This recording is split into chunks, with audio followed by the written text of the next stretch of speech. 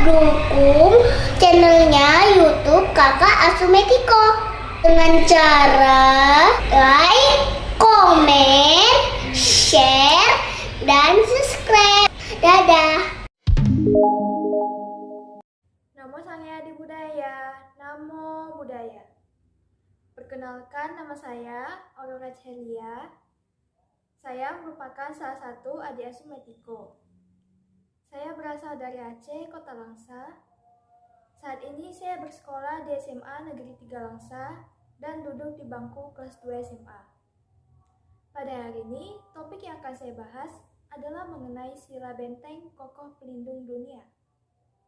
Sebagai manusia biasa, kita ditantang untuk berani bertindak dalam menghadapi kehidupan yang keras ini.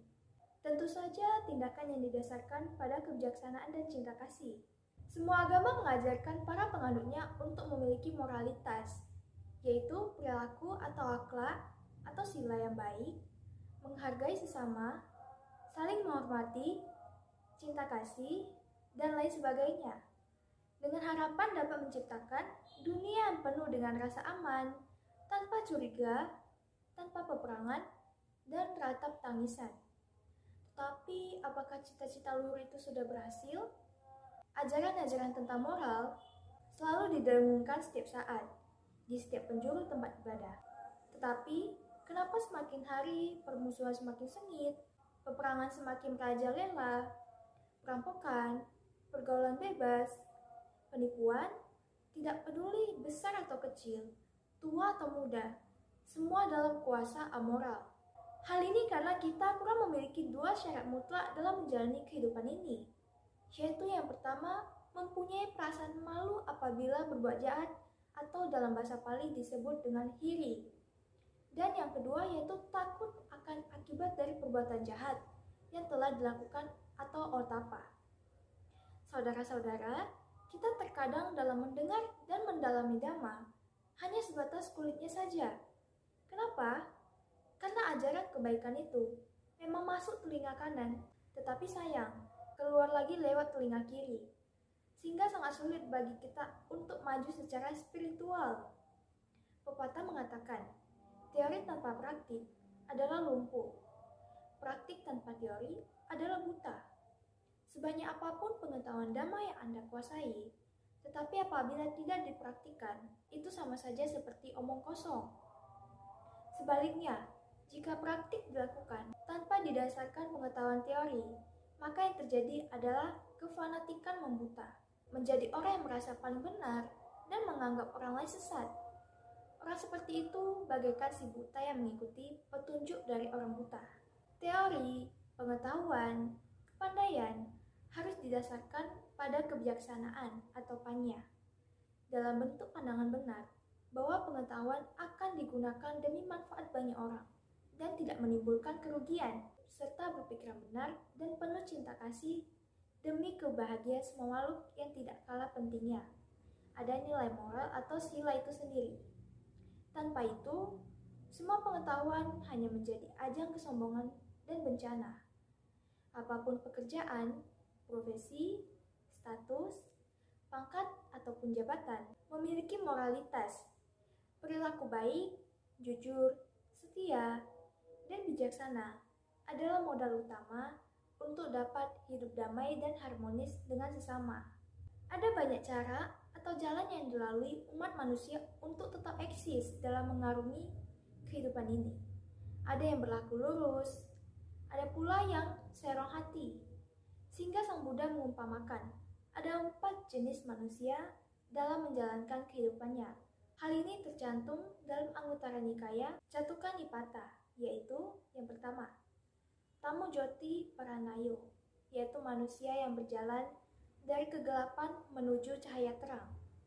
Yang kedua, Joti Tamu Paranayo, yaitu manusia yang berjalan dari tempat terang menuju kegelapan. Yang ketiga, Tamu-tamu Paranayo, yaitu manusia yang berjalan dari kegelapan menuju tempat yang lebih gelap. Lalu yang terakhir atau yang keempat, yaitu Joti-joti Paranayo, yaitu manusia yang berjalan dari tempat yang terang menuju tempat yang lebih terang menderang.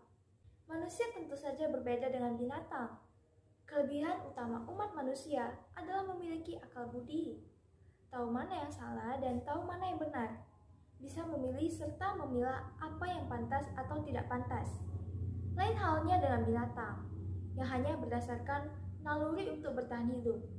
Oleh karena itu, dalam dunia binatang, terdapat hukum siapa yang kuat, ia yang berkuasa.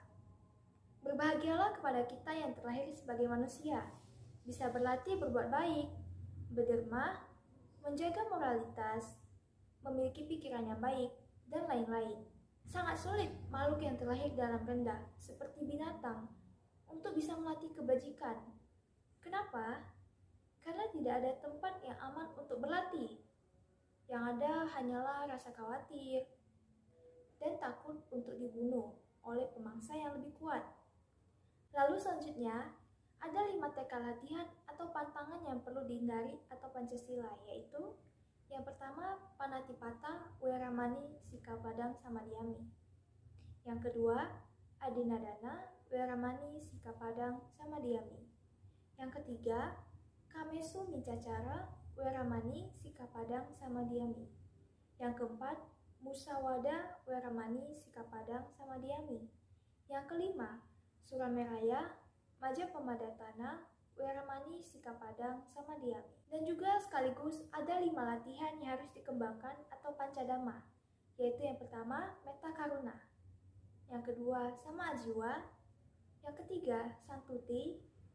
Yang keempat, Saca. Dan yang kelima, Sati Sampajana.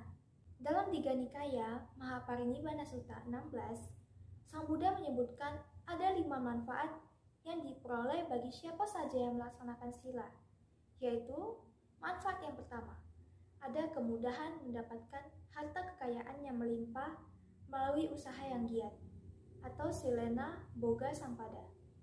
Lalu yang kedua, reputasi atau nama baiknya tersebar luas, termasyhur namanya di dunia hingga alam surga.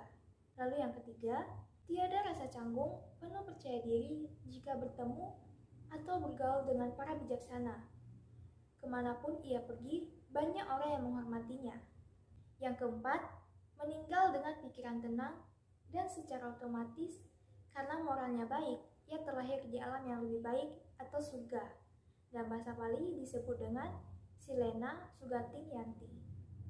Yang kelima, yaitu dengan moralitas itu pula, ia mampu mencapai padamnya kilesa, lenyapnya keserakahan, kebencian, dan kegelapan batin, sehingga kesempurnaan nibbana dapat terrealisasi di sini dan kini, atau dalam bahasa Pali disebut dengan Silena Nibbutting Yanti.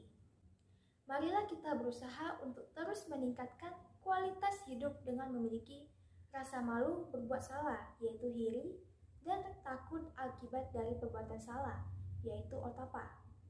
Demikian pula hendaknya kita membebaskan diri dari penjara ketidakmoralan dalam hidup demi menyongsong hidup yang lebih baik.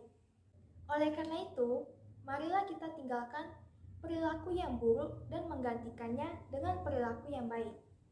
Sama halnya seperti bulan purnama yang bulat sempurna, cahayanya memancar kepada semua makhluk di bumi tanpa terhalang oleh awan. Demikian pula hendaknya moralitas yang kita kembangkan dan praktikkan itu akan dapat memberi rasa teduh dan aman serta memberi kebahagiaan kepada semua makhluk tanpa kecuali. Sekian Dhamma Desana dari saya. Terima kasih, saya akhiri. Namo Sang Hyang Adi Buddhaya, Namo Buddhaya.